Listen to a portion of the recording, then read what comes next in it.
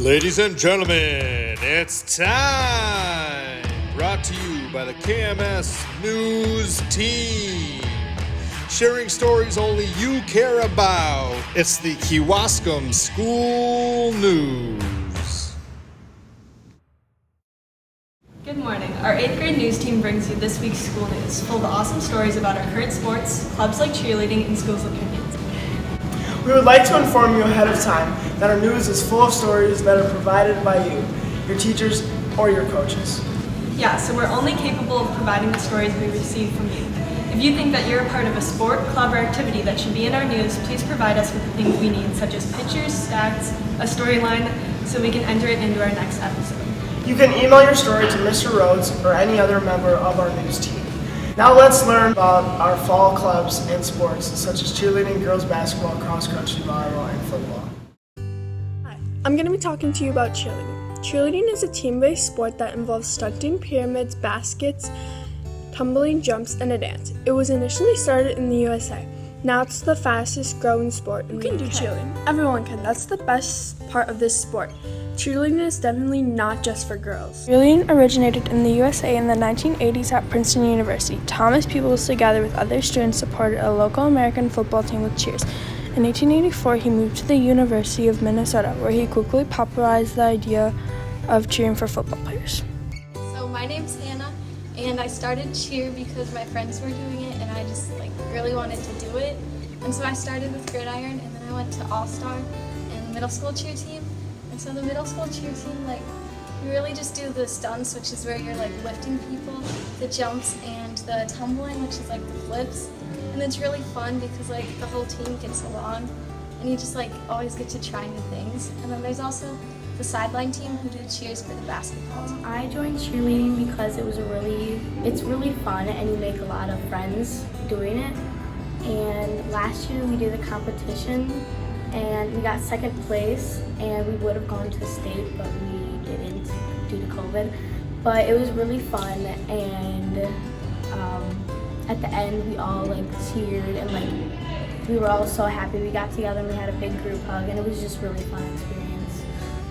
My name is Audrey, and I like cheer because you get to work harder and you make more friendships, and you get physical activity, which helps your body get more fit, and you become a harder worker.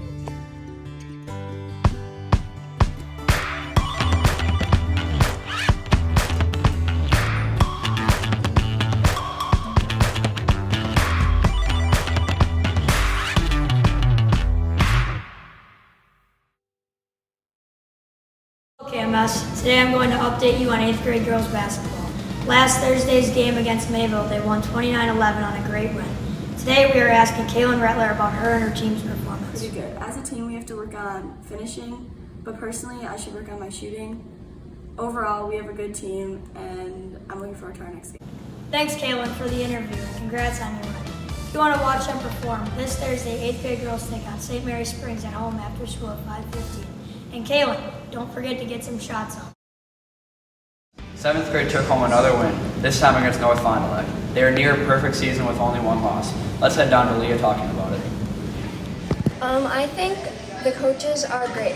Michaela, she played basketball at the high school, and so she knows what she's doing, and I think that her playing recently, especially in college, has helped the team a lot. And Mr. Juniak knows what he's doing, so I think he's also great. Cami is awesome because if she thinks your head is down, she tells you to put it up, and she keeps motivating you to be better and keep striving for what she thinks you can do. I think we've done pretty well. Some games have been a little sloppy, but we've picked it up in the second half, and we've won most of our games, which feels really good. Thanks, Leah. You had a great game, and good luck in the last 2 games. If you want to watch, they closed their season at home against St. Mary Springs this Thursday. Hello everyone. Today we are back with 7th grade football on our beautiful turf field. Hold on 1 second. I'm getting a phone call. Yeah? Okay, I guess we have an interview with Chase. I think I did pretty good in my last game because I had I think girls, so yeah, I think that's pretty good. They're pretty cool, I guess. They're nice, and they know what they're talking about. Thanks, Chase, for the unexpected interview. It is Kewaskum Gridiron's 25th season, so if you're thinking about playing, I encourage you to sign up. KMS 8th grade has finally started their division playoffs. Our 8th grade football team has been going strong for 25 years. And this year, as we further into the playoffs, we will be facing many obstacles. The team hopes that they will overcome these obstacles and hopefully win the championship. But until then, we will have to wait and see how they do and continue watching them grow out of their middle school sport and finally become freshman athletes next year. Let's move into our interview with Caden to see what he thinks about the year so far. I think we can get better focusing more on working as a team instead of kind of being by yourself. I noticed the line would separate a lot, stay more together. I was playing tight end, kind of got moved out of that, and I'm playing wide receiver with Jacobson. I like it. Doing okay, I think. Thanks, Caden, for the great input on how you think the season's going so far. I'm here on the 17th green of Honeycourt Golf Course, tucked away in the winding bends of the Milwaukee River. Normally a quiet space for a round of golf, but a few days ago it got loud around here as hundreds of runners and hundreds of fans showed up for the home Kewaskum cross-country meet.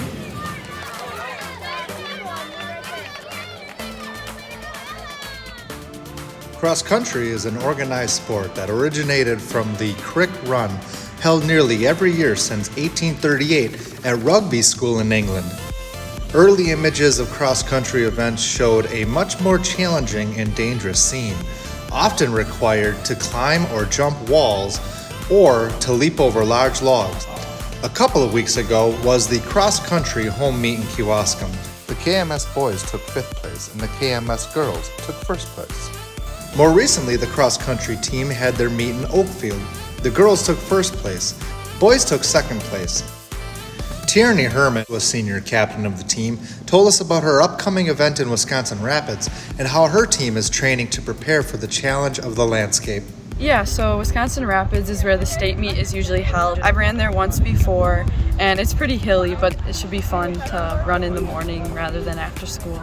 This week we're doing some workouts because it's a little of a slower week, so we do workouts and then we'll do next week we'll drop off the mileage to help us peak for sectionals and state. Man, getting to run through landscapes like this every day, that sounds awesome.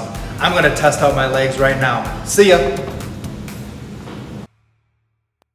Today we're going to be talking This about past the Saturday, the Kewaskum JV volleyball team took 1st place at the Washington County JV volleyball tournament. The team defeated Hartford, West Bend East in the quarterfinals, Germantown in the semifinals, and West Bend West in the finals. They had some great plays and really worked hard as a team.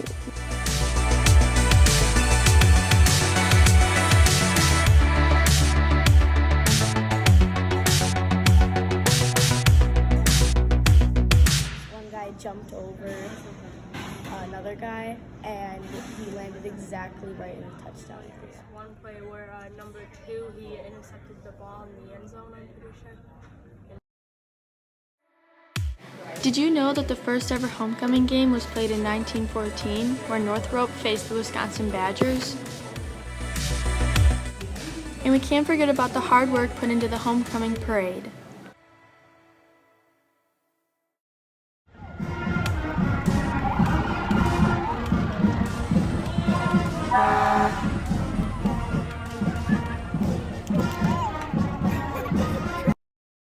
Thank you to everyone who participated in homecoming this year, and we can't wait for the next.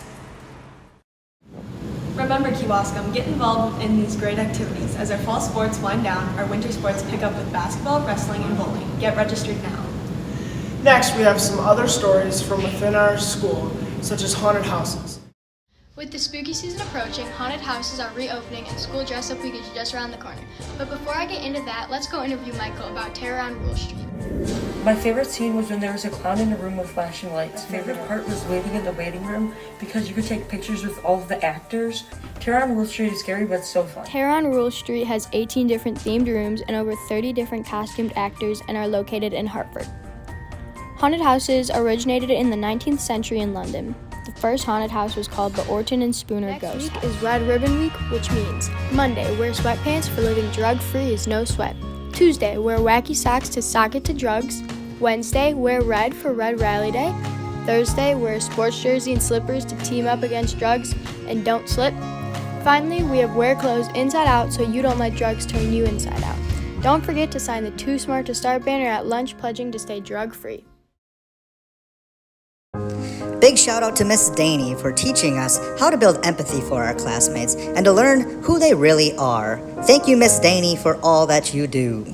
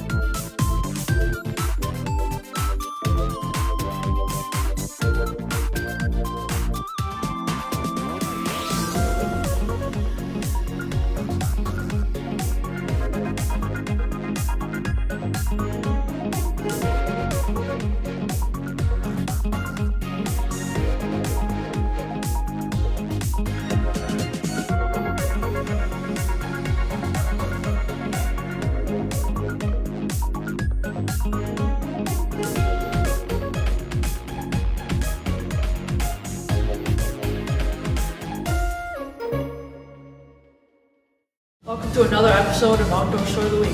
Today we have another fishing store, this time with Carter. Let's head over to him talking about the time he caught tuna on the pike and 2 casts. Our goals down, first cast, didn't expect anything. Halfway through the cast, reeling it in, got a big bite. As soon as it hit, I knew it was a northern. Kept reeling it in, and I got that thing in. It was a decent 26-inch northern.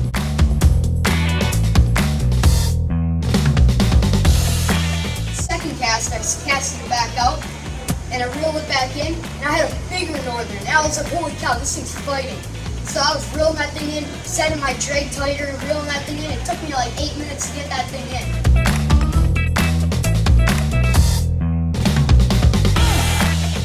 And so I cast 3 for 3.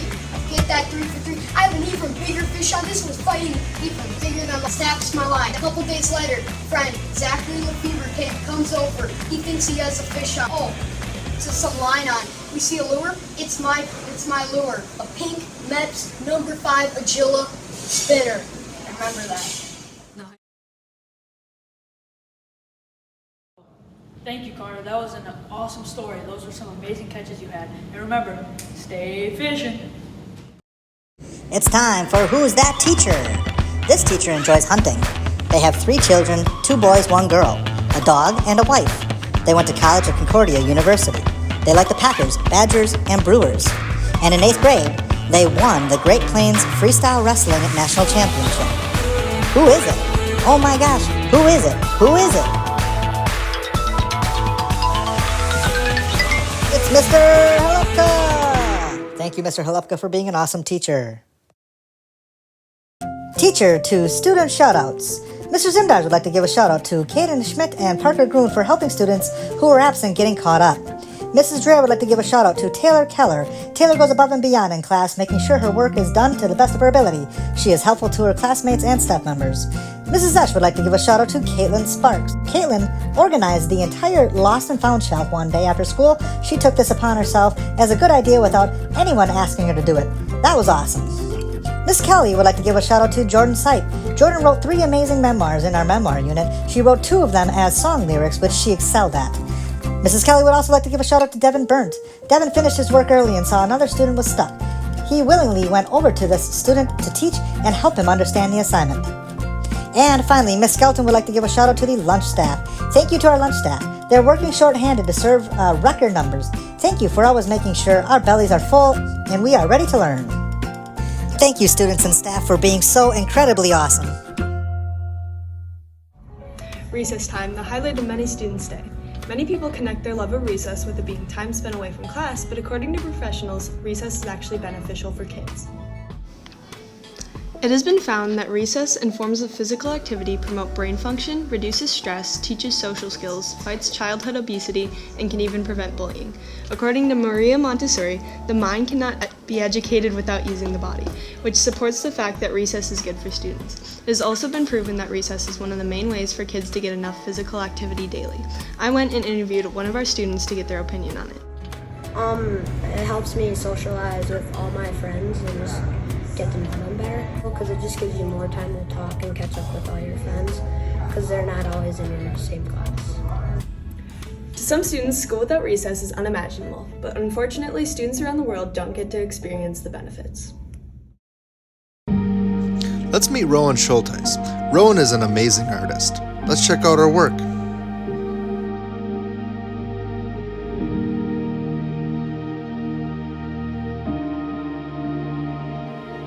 If you would like to submit any of your artwork, please email it to Mr. Rose or any of our news team members.